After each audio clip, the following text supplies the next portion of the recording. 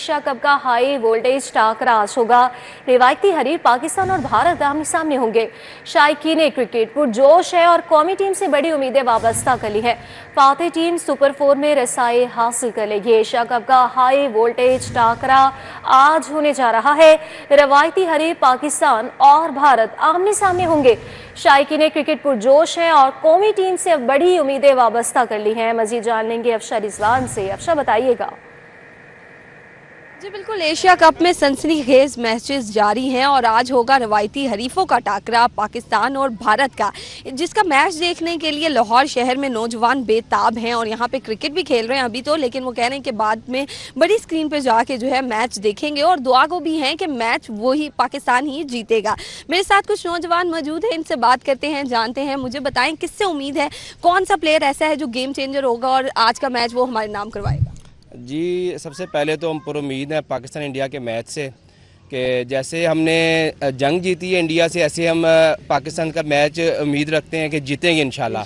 तो हमारा अज़म है और बाकी जो प्लेयर्स की बात है, हमारी टीम अच्छी है, बैलेंस है। तो हमें मेरे ख्याल से फ़र्क नहीं पड़ना चाहिए बाबर के ना होने से या रिजवान के ना होने से, ये सर पे सवार नहीं करना चाहिए।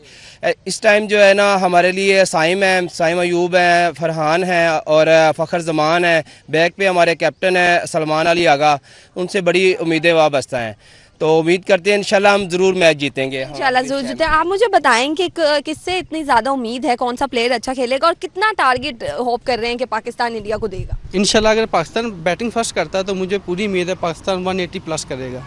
सैम अयूब है, नवाज है, सलमान अली आगा खुद बहुत अच्छे बैट्समैन है। जितने भी बैट्समैन इस टाइम पाकिस्तान टीम में, हमें सब पे उम्मीद है, सब अच्छा खेलेंगे। अच्छा, आप मुझे बताओ कि क्योंकि पाकिस्तान के पास बॉलर भी हैं, स्पिनर्स भी हैं, तो किसको ज़्यादा लेके जाना चाहिए, स्पिनर्स के बॉलर्स? जी इनको चाहिए पहले तो फर्स्ट बॉलिंग करवानी चाहिए फास्ट बॉलर से। अगर उनको टैग ज़्यादा ऑफर करते हैं इंडिया वाले तो फिर इनको स्पिन को चेक करना चाहिए और पूरी उम्मीद इंशाल्लाह पाकिस्तान ये मैच विन करेगा। और अगर जो है भारत ने अपनी बैटिंग अच्छी दिखाई और हम जो है टारगेट इतना ना दे सके तो फिर कैसी उम्मीदें हैं पाकिस्तान? फिर यही है कि वहाँ पे स्पिन टैग ज़्यादा अच्छा हो रहा है, स्पिनिंग दिखते हैं तो इनको ज़्यादा स्पिन पे ही डिपेंड करना चाहिए। तो ये है कि ये खुशाइन बात यह है कि मोहम्मद हारिस भी कम बैक कर रहे हैं और अच्छा हो गया उनका लास्ट मैच, उन्होंने बहुत अच्छा खेला और उम्मीद ये है कि नेक्स्ट भी अच्छा ही खेले।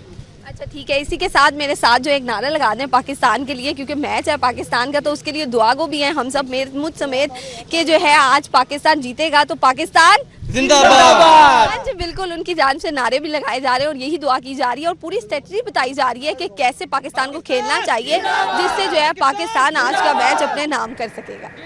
ठीक है, बहुत शुक्रिया अफशा रिजवान आपका। एशिया कप में आज पाक भारत टाकरा है। साबिक क्रिकेटर्स भी पाकिस्तान की कामयाबी के लिए पुरुम्मीद है। साबिक चीफ सेलेक्टर मोहम्मद इलियास के कौमी टीम को मशवरे, उनकी जानिब से कहा गया कि आज पाकिस्तान को बेखौफ होकर मैदान में उतरना होगा।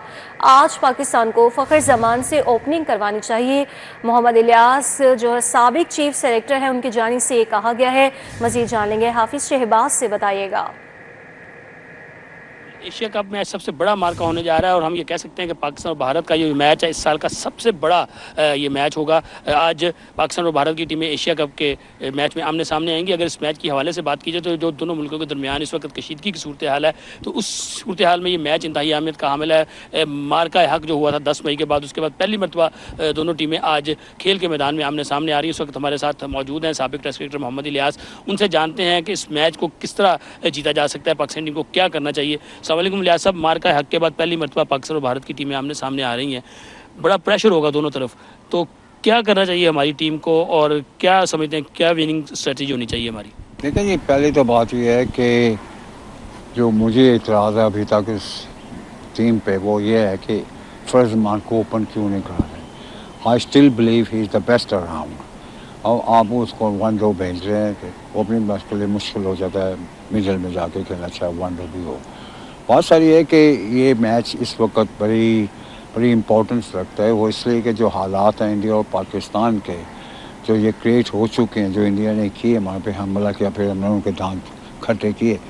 क्रिकेट एक ऐसी गेम है कि कुछ भी हो सकता, स्पेशली 2020 मैचेस में आप ये नहीं कह सकते कि कौन सी का जिसका बल्ला चल जाएगा और अच्छी फील्डिंग और बॉलिंग करेगी वो मैच जीत सकता है। लेकिन मेरी नज़रों में ओनली मेरे जो फिक्र लगी हो कि मिडिल ऑर्डर में कोई बैट्समैन, ये सब मोस्टली ऑल ओपनिंग बैट्समैन डाले हुए हैं, 5 हैं तकरीबन रफली। तो मैं कहूँगा जी 51-49 है जो मैं कहूँगा as a cricketer, not as a Pakistani. I am Pakistan में अल्हम्दुलिल्लाह। तो पाकिस्तान को मैं 49% कहूँगा वो जीत सकता है और 51% दूँगा। लेकिन एक जो इम्पोर्टेंट मेरी जो एडवाइस है ये वहाँ की टीम पे बैठे हुए कोचेज वगैरह, फर्स्ट माँ को ओपन कराएं और इनको बोलने का go and play your game, do not mess about, try to play, don't try to play dot ball. आप खेलें, चाहे सिंगल निकालें और पहले 10 ओवरों में आप एटलीस्ट 80 रन करें और कर सकते हैं क्योंकि पावर प्ले भी होता है तो ये सब होते हैं। Use your footwork and B free, concentrate on your batting, don't worry कि आप इंडिया के साथ खेलें। तो मेरा ख्याल है कि Pakistan got a very good chance. मैं 49% इसलिए का है, लेकिन उनकी बैटिंग लाइन और बॉलिंग लाइन और फील्डिंग उनकी बहुत अच्छी है। तो इसके लिए as a cricketer, as a sportsman मैं उनको 2 के दर्जे ऊपर दे रहा हूँ। तो पाकिस्तान को जीतना चाहिए, मैच जीत सकता है। ये जो बड़ी टीमें होती हैं ना वो एक काट के पत्तों की तरह होते हैं, जब एक गिरता है तो फिर सब भी गिरना शुरू हो जाए। तो वी कैन ओनली होप कि पाकिस्तान प्ले वेल, फाइट करके कोई भी टीम हारे वो कोई बात नहीं है। Let's play, keep your mind open and go and play your game and इंशाल्लाह फिर अल्लाह के दुआएं करें और हम जीतेंगे ये मैच। इंशाल्लाह पाकिस्तान जीतेगा। जी सुना आपने मोहम्मद इलियास साहब का कहना था कि आज हमारी टीम को बिल्कुल फ्री होकर अपने ज़हन से हर चीज़ निकाल के जाके अपनी नेचुरल गेम खेलना चाहिए और कोशिश करनी चाहिए कि पहले 10 ओवर में कम से कम 80 रन स्कोर करें। उसके साथ साथ उनका ये भी कहना था कि जब आप लड़के मैच खेलेंगे तो पूरी कौम भी आपके साथ खड़ी होगी और रिजल्ट जो है अल्लाह ताला आपके हाथ में। ठीक है, बहुत शुक्रिया हाफिज शहबाज साहब का। रिवायती हरीफ पाकिस्तान और भारत आज आमने सामने होंगे। क्रिकेट की दुनिया में होने वाले सबसे बड़े टाकरे पर अरबों का जुआ होगा। दुबई में होने वाले एशिया कप के मैच में बुकीज ने इंडियन टीम को फेवरेट करार दे दिया। मैच में भारतीय जीत के इम्कानात 55 और पाकिस्तानी टीम के 45% है। भारत की जीत का रेट ₹1.31 मुकर्रर किया गया है सट्टेबाज की जानिब से, जबकि पाकिस्तानी जीत का रेट ₹3.62 मुकर्रर किया गया है। मजीद इसी पर डिटेल्स हासिल करेंगे, वक्कास अहमद से बताइएगा। पाकिस्तान और भारत की क्रिकेट टीमें जब भी मैदान में आमने सामने आते हैं ये दुनिया क्रिकेट का एक बड़ा मुकाबला बन जाता है। लेकिन एशिया कप का पाकिस्तान और भारत के दरमियान आज होने वाला जो मैच है ये इस लिहाज से भी ज़्यादा तवज्जो हासिल कर रहा है दुनिया भर से, क्योंकि ये मार्का बुरियान और मरसूस के बाद जो है वो पहला मैच है जो दोनों टीमों के दरमियान होने जा रहा है। तो इसलिए इस मैच को लेकर दोनों ममालिक में जो सेंटिमेंट्स हैं वो बहुत हाई हैं। इस सारी सूरत हाल में जहाँ पे शायकीन जो है वो अपनी टीम के लिए जो है वो तवक्कुआत बेहतर लगाए हुए हैं, वहीं पर जो बुकीज़ हैं, सिटेबाज हैं, जुआरियज़ हैं, वो भी इस अपॉर्चुनिटीज़ का भरपूर फ़ायदा उठा रहे हैं। और ज़राए का ये कहना है कि आज पाकिस्तान, भारत समेत दुनिया भर में इंडो पाक जो मैच है उस पर अरबों रुपए का जुआ खेला जाएगा और सिटेबाजों की तरफ से भारतीय टीम को आज के मैच के लिए फेवरेट करार दिया जा रहा है। और ये जो फेवरेट का जो तनासब है ये 55 बामुकाबला 45 है, यानी कि 45% चांसेस हैं पाकिस्तान के और 55% चांसेस हैं भारत जो है वो आज के मैच में कामयाब होगा। इस हवाले से सिटेबाजों और बुक मेकर्स का ये कहना है कि हालांकि इंडिया की टीम के लिए कुछ डिसएडवांटेज भी हैं कि उनके जो 5 मेन प्लेयर्स थे जो कि गुज़िश्ता पाक भारत टाकरे में इंडिया की तरफ से खेले थे, जिनमें विराट कोहली है, रोहित शर्मा है, वो इस मैच का हिस्सा नहीं है। लेकिन इसके बावजूद एशिया कप का जिस तरह से आगाज़ किया गया था भारतीय टीम की तरफ से और पाक भारत गुज़िश्ता मुकाबले की जो जीत है, ये सारे जो अवामिल हैं ये नफसियाती बढ़तरी दिलाते हैं भारत की टीम को। लेकिन दूसरी तरफ हमेशा की तरह पाकिस्तान की जो टीम है वो हमेशा से सरप्राइज़ करती आई है और आज के मैच में भी यही जो है वो सरप्राइजिंग पॉइंट है कि पाकिस्तान की टीम आज भरपूर सरप्राइज़ करने की सलाहियत रखती है। आज के मैच में सिट्टेबाजों की तरफ से अगर हम इंडियन टीम की बात करें तो शुभमन गिल और सूर्या कुमार के बारे में कहा जा रहा है कि वो एक बड़ा स्कोर करने में कामयाब होंगे, जबकि पाकिस्तान की तरफ से पाकिस्तान के जो कैप्टन हैं सलमान अली आगा और फ़खर जमान जो है वो एक बड़ा और जो है वो लीडिंग जो स्कोर है वो करने में कामयाब होंगे। इसके साथ साथ अगर हम बॉलिंग की बात करें तो मोहम्मद नवाज़ को पाकिस्तान की तरफ से जो है वो टर्निंग पॉइंट स्पिनिंग बॉलर करार दिया जा रहा है, जबकि इंडिया की तरफ से कुलदीप को जो है वो कहा जा रहा है कि ये दोनों जो स्पिनर्स हैं एक दूसरे के ख़िलाफ़ पहले भी खेल चुके भी हैं, इनके पास एक्सपर्टीज़ भी हैं तो ये एक फैसला कुन बॉलिंग का किरदार अदा करेंगे। ठीक है, बहुत शुक्रिया वकास अहमद आपका। बात कर लेंगे अब शहर लाहौर के मौसम के हवाले से। तो मानसून बारिशों के 11वें स्पेल का अलर्ट जारी कर दिया गया। पीडीएमए की 16 से 19 सितंबर तक बारिशों की पेशगोई की गई है। शहर का मतलब जुज़वी अबर आलूद दर्जा हरारत 33 डिग्री सेंटीग्रेड रिकॉर्ड हुआ है, जबकि महकमे मौसमियात की जानिब से ये पेशनगोई की गई है कि आज शहर में बारिश का कोई इम्कान नहीं है। इस हवाले से मज़ीद जान लेंगे समरा फातिमा हमारे साथ मौजूद है। समरा, बताइएगा मौसम का हवाल। लाहौर के मौसम की बात कर लीजिए तो सुबह की निस्बत दर्जा हरारत में इजाफा हो चुका है। सुबह जहां 29 डिग्री सेंटीग्रेड तक रिकॉर्ड किया जा रहा था, अब बढ़कर 33 डिग्री सेंटीग्रेड तक पहुंच गया है। कम से कम दर्जा हरारत 26 डिग्री सेंटीग्रेड रहने का इम्कान है। इस वक्त हवा में नमी का तनासुब 60% तक है और 2 किलोमीटर फी घंटा की रफ्तार से हवाएं चलने का सिलसिला जारी है। हवाओं की रफ्तार बहुत कम है, जिसके बायस हब्स और घुटन सुबह की निस्बत बढ़ता हुआ महसूस हो रहा है। आसमान पर कहीं कहीं जुज़वी तौर पर बादल भी मौजूद हैं, लेकिन सुबह से ही आसमान पर सूरज का बसेरा है और सूरज की तपिश से जो है वो शहर के बासी न सिर्फ निढाल दिखाई दे रहे हैं बल्कि गर्मी और पसीने से परेशान भी दिखाई दे रहे हैं। महकमे मौसमियात की जानिब से ये कहा जा रहा है कि आज शहर लाहौर में बारिश का कोई इम्कान नहीं है। सूरज और बादलों के माबैन आंख मचोली तो देखने में नजर आ सकती है, लेकिन मौसम जो है वो इसी तरह से गर्म और खुश्क रहेगा। जबकि दूसरी जानिब पीडीएमए ने जो है वो मानसून के 11वें स्पेल का अलर्ट जारी कर दिया है। 16 से 19 सितंबर तक मुल्क के बालाई इलाकों में मानसून बारिशों की पेशनगोई की जा रही है, जिसके बाद जो है वो खासकर शहरियों से एहतियात की अपील की जा रही है कि शहरी जो है वो बलाई इलाकों की तरफ सफर से जो है वो गुरेज करें। आंधी वगैरह आए तो महफूज मकामात पर रहें। बारिशों के दौरान जो है वो एहतियाती तदाबीर पर अमल दरामद को यकीनी बनाए रखें। बिजली की खंभों और तारों से दूर रहें और खासकर दरियाओं और जो नहरें हैं उनके अतराफ में जो है वो सैर व तफरीह से भी गुरेज करें। मानसून के 11वें स्पेल का अलर्ट जारी कर दिया गया है और बलाई इलाकों में बारिशों की पेशनगोई की जा रही है। और ऐसे में कहा जा रहा है कि जो पिछले स्पेल की तरह शदीद बारिशें हुई थी वैसी बारिशें जो है उनकी इस बार तवक्को जो है वो नहीं की जा रही। जी ठीक है, बहुत शुक्रिया समरा फातिमा, आपका मौसम का तफसीली अहवाल बता रही थी। मानसून बारिशों के 11वें स्पेल का अलर्ट जारी कर दिया गया है। थीम पार्क सोसाइटी मोहलनवाल और मुल्हका इलाकों में सैलाब का पानी जमा हो चुका है। 2 हफ्ते कबल सोसाइटी का बंद टूटने से पानी दाखिल हुआ था। सैलाब से सोसाइटी के 10,000 से जायद रिहायशी मुतासिर है।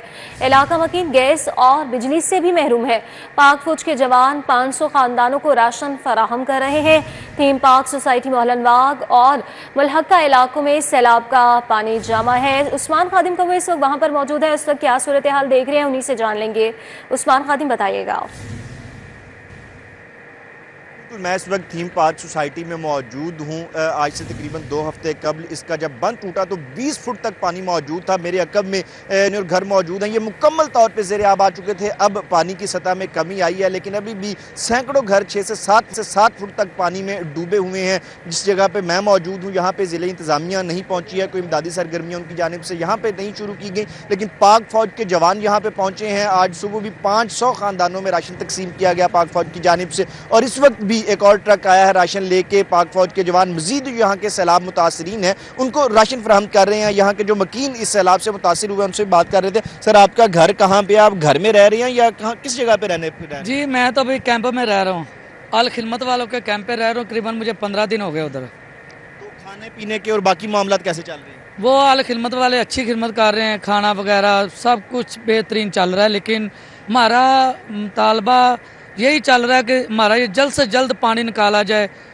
जैसे ये जो जी बिल्कुल, यहाँ पे और भी मकीन मौजूद है, उनसे भी बात कर लेते हैं। सर, आपका घर किस जगह पे मौजूद है? पानी ख़त्म हो गया आपके घर से या अभी भी पानी मौजूद है? जी बिल्कुल, जो मेरा घर भी इस थीम पार्क में का रहायशी हूँ मैं, तो मेरा घर न्यू हसन ब्लॉक में है। तो हम शुक्रिया अदा करते हैं पाक फ़ौज का, जो है जो सोसाइटी ओनर है उनकी तरफ से हमें जो है ना कोई किसी किस्म की कोई खिदमत नहीं की उन्होंने हमारी, लेकिन ये जो है पाक फ़ौज का शुक्रिया अदा करते हैं, वासा मैनेजमेंट का शुक्रिया अदा करते हैं, उसके बाद अल खिदमत फाउंडेशन का शुक्रिया अदा करते हैं। उन्होंने जो है ना हमारे साथ बहुत हमारा हेल्प आउट की है, उनका हम बहुत शुक्रिया अदा करते हैं। तो जी बिल्कुल, बड़ी तादाद में इस वक्त यहाँ पे मकीन मौजूद हैं। ये वो लोग हैं जो खैमों में रह रहे हैं या अजीज़ो क़ारिब के पास रिहाइश पजीर है, ये यहाँ पे आए हैं। कश्तियों पे कुछ लोग जा रहे हैं, कुछ पैदल जाने की कोशिश कर रहे हैं, जाके अपने घरों का जायज़ा ले रहे हैं कि कब तक वो रिहाइश के काबिल होंगे और कब ये वापस अपनी ज़िंदगी की तरफ लौट सकेंगे। लेकिन अभी तक सैकड़ों घर 6 से 7 फुट तक पानी के अंदर डूबे हुए हैं। जी, सैकड़ों घर पानी में डूबे हुए हैं फिलहाल।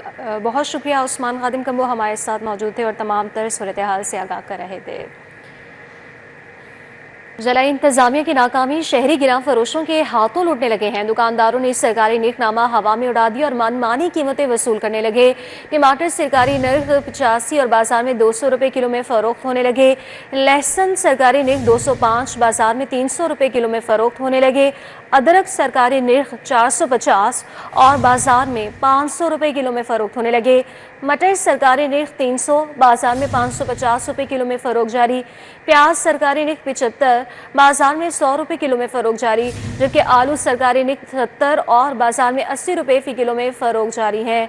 जिला इंतजामिया की ये नाकामी है और शहरी गिरां फरोशों के हाथों लुटने पर मजबूर हो चुके हैं। दुकानदारों ने सरकारी नर्खनामे को हवा में उड़ा दिया और मनमानी कीमतें वसूल करने लगे। टमाटर सरकारी नर्ख 85 और बाजार में 200 रुपए किलो में फरोख्त हो रही है। लेस्को की बागबानपुरा में कार्रवाई, बिजली चोर गैंग गिरफ्तार कर लिए गए। 3 रुकनी गैंग मीटर्स उतारकर सॉफ्टवेयर की मदद से रिवर्स करते थे। मीटर रिवर्स करके बिजली चोरी करवाने वालों में बाप बेटा भी शामिल। टीम ने मुखबरी पर मदीना कॉलोनी और कोट ख्वाजा सईद सब डिवीजन में मॉनिटरिंग की है। मॉनिटरिंग के दौरान पुलिस की मदद से मीटर रिवर्स करने वालों को मौके से गिरफ्तार किया गया है। मजीद जान लेंगे, शाही नदीम सिप्रा से बताइएगा। जी बिल्कुल, लाहौर इलेक्ट्रिक सप्लाई कंपनी की बागबानपुरा डिवीजन में मीटर रिवर्स करके बड़े पैमाने पर बिजली चोरी करवाने वाले एक और गैंग को रंगे हाथों पकड़ लिया गया है। एक्सीएन बागबानपुरा डिवीजन आबिद गुज्जर को इतला मिली थी कि बाद ऐसे अनासिर उनकी डिवीजन में और सब डिवीजन की सतह पर काम कर रहे हैं जो सार्फिन की मिली भगत से उनके मीटर रिवर्स करते हैं और उनको लाखों रुपए की बिजली चोरी करवाते हैं। इतला मिलने के बाद एसडीओ कोट ख्वाजा सईद और एसडीओ मदीना कॉलोनी के साथ एक टीम तश्कील दी गई और ये कहा गया कि ये जो गैंग है जो मीटर रिवर्स करके बड़े पैमाने पर बिजली चोरी करवा रहा है, इनको रंगे हाथों पकड़ा जाए। तो रात गए मुसलसल मॉनिटरिंग की गई और रात के पिछले पहर तकरीबन 4 बजे के करीब जब 3 रुकनी गैंग जिसमें बाप बेटा भी शामिल है, इन्होंने मीटर्स उतारे और रिवर्स करने लगे तो इनको फौरी तौर पर वहां पकड़ा गया और मकामी पुलिस को बुलाकर उनके हवाले किया गया और अब मीटर रिवर्स करके बिजली चोरी करवाने के मुकदमात भी उन पर दर्ज करवा दिए गए हैं। लेस्को हुकाम ने यह बताया है कि ये जो लोग हैं इनके पास आलात मौजूद थे जिनकी मदद से मीटर्स को टेम्पर्ड किया जाता था और बैक साइड से सॉफ्टवेयर के जरिए जो मीटर्स की रीडिंग है वो रिवर्स करके सार्फिन को फायदा पहुंचाया जाता था, जबकि जो कंपनी है उनको बिजली चोरी की मद में नुकसान पहुंचता था।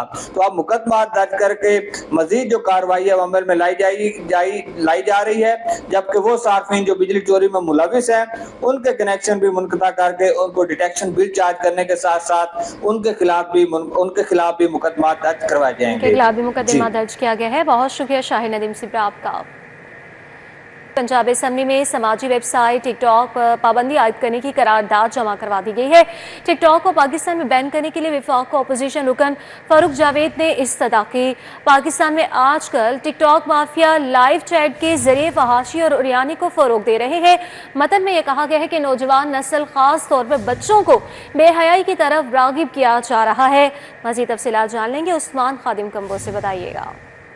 जी बिल्कुल, पंजाब असेंबली में समाजी राब्ते की वेबसाइट टिकटॉक पर पाबंदी आयद करने की करारदाद जमा कराई गई है। अपोजिशन रुकने असेंबली फारूक जावेद मून ने इस्तदा किया है कि टिकटॉक को पाकिस्तान में बैन किया जाए और इसके लिए उन्होंने वफाक को इस्तदा किया है। इस करारदाद के मतन में फारूक जावेद मून का यह कहना है कि पाकिस्तान में आजकल टिकटॉक माफिया लाइव चैट के जरिए ख्वाहिशों उरियानी को फरोग दे रहा है। नौजवान लड़के लड़कियां आपस में गुफ्तगू करते हैं, नौजवान लड़के लड़कियां एक दूसरे को गलत हरकत करने का कहते हैं। ये अमल हमारे इस्लामी मुआशरे के लिए कभी भी काबिल बर्दाश्त नहीं है।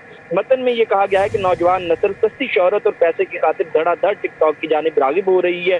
फारूक जावेद मून ने करारदाद के मतन में ये इस्तदा किया कि सूबाई असेंबली का यह ऐवान वफाकी हुकूमत से मुतालबा करता है कि टिकटॉक पर लाइव चैट पर फौरी पाबंदी आयद की जाए ताकि नौजवान नस्ल को तबाही से बचाया जा सके। ठीक है, बहुत शुक्रिया उस्मान खादिम कम्बो आपका। पुलिस कांस्टेबल मुबैना तौर पर शहर में मुनशियात फरोशी करने लगे। पुलिस कांस्टेबल की मुबैना मुनशियात फरोशी की वीडियो मंजर आम पर आ गई है। कांस्टेबल शहजाद 2014 में मुअत्तल और 2023 में बहाल हुआ। मुनशियात फरोश कांस्टेबल शहजाद चौकी सगिया में तैनात है। SHO का मौक़िफ़ सामने आया है कि कांस्टेबल शहजाद कभी शाहदरा थाने में तैनात नहीं रहा। कांस्टेबल शहजाद इस वक्त पुलिस सर्विस से डिसमिस है। कांस्टेबल शहजाद शाहदरा का रिहायशी है। ये मौक़िफ़ आया है SHO की जानिब से। पुलिस कांस्टेबल मुबैना तौर में शहर में मुनशियात फरोशी करने लगे हैं और पुलिस कांस्टेबल की मुबैना मुनशियात फरोशी की वीडियो भी मंजर आम पर आ चुकी है। कांस्टेबल शहजाद 2014 में मुअत्तल और 2023 में बहाल हुआ। मुनशियात फरोश कांस्टेबल शहजाद चौकी सगिया में तैनात है।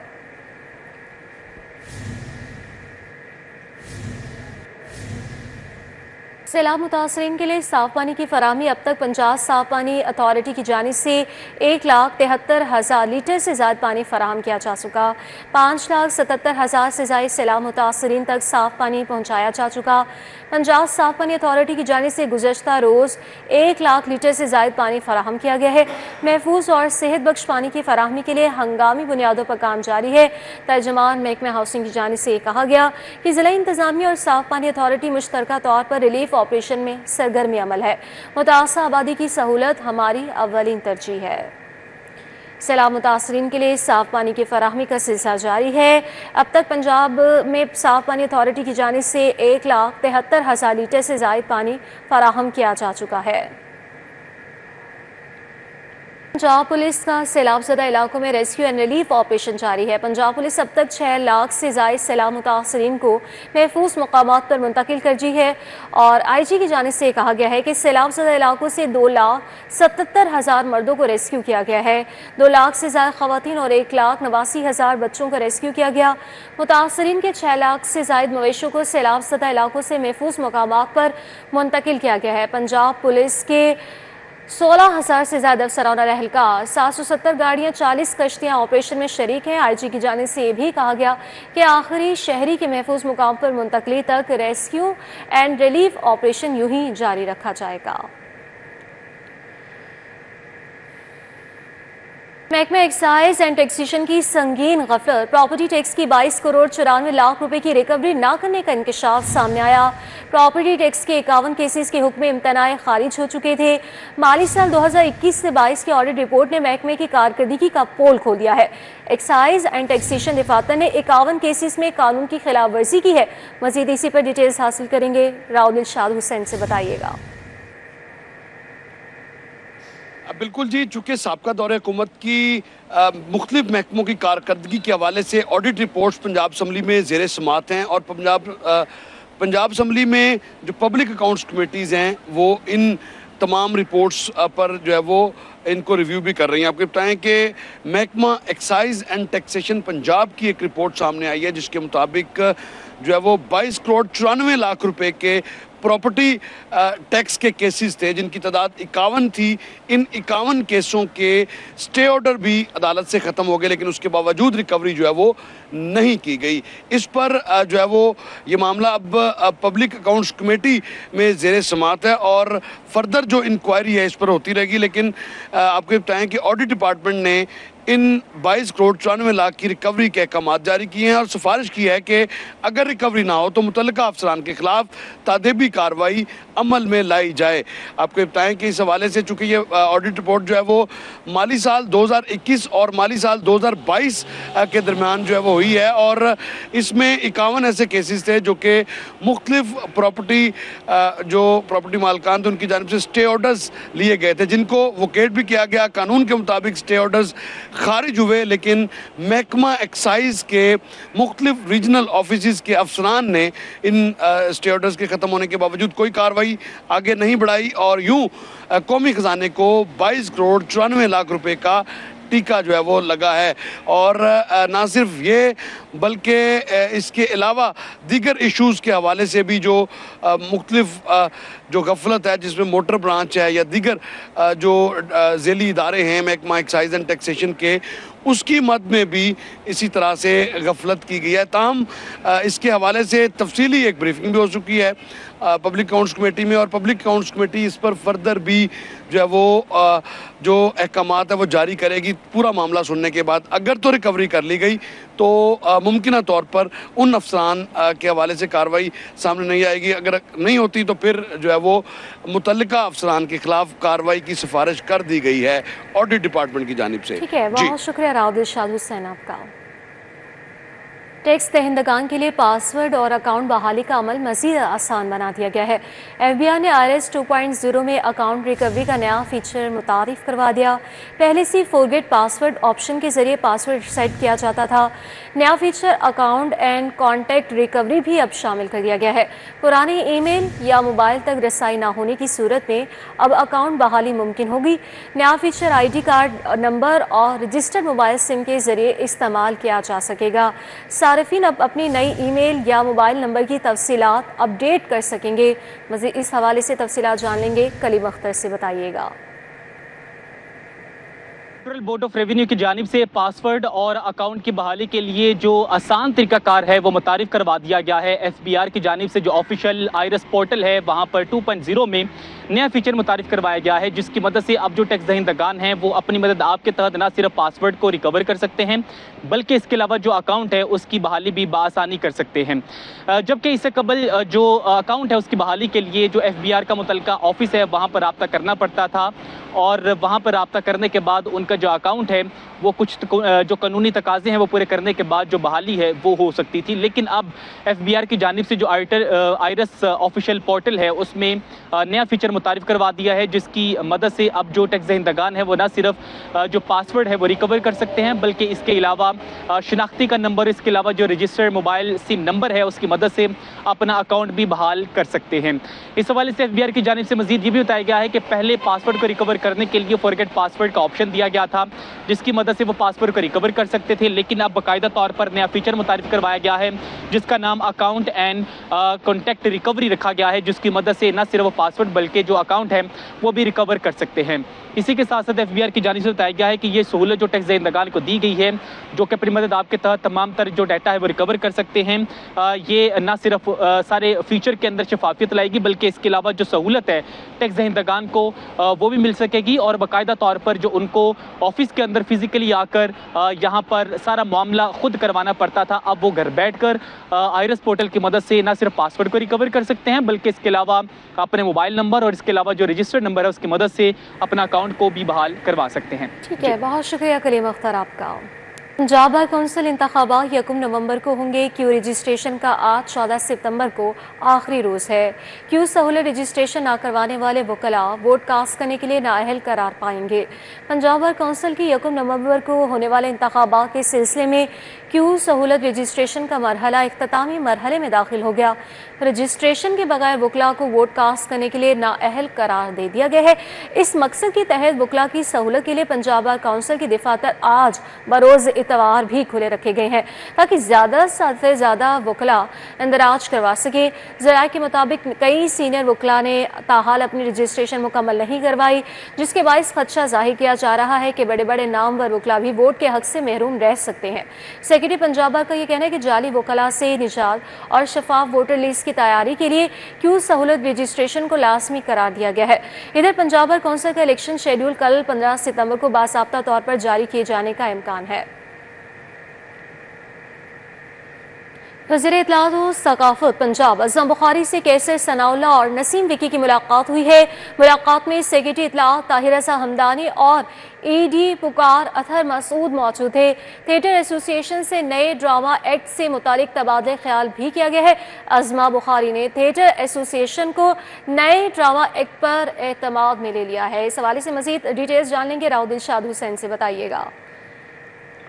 बिल्कुल जी, वज़ीर इत्तलात व सकाफत पंजाब अज़मा ज़ाहिद बुखारी से प्रोड्यूसर कैसर सनाउल्लाह और मारूफ अदाकार नसीम विकी ने मुलाकात की है। मुलाकात में सेक्रेटरी इत्तलात ताहिर रज़ा हमदानी और ED पुकार अतर मसूद भी मौजूद थे। थिएटर एसोसिएशन से नए ड्रामा एक्ट से मुतल्लिक तबादला ख्याल किया गया। अज़मा बुखारी ने थिएटर एसोसिएशन को नए ड्रामा एक्ट पर एतमाद ने दिया। थिएटर एसोसिएशन की 2 तजावीज़ को एक्ट में शामिल करने पर इत्तफाक किया गया।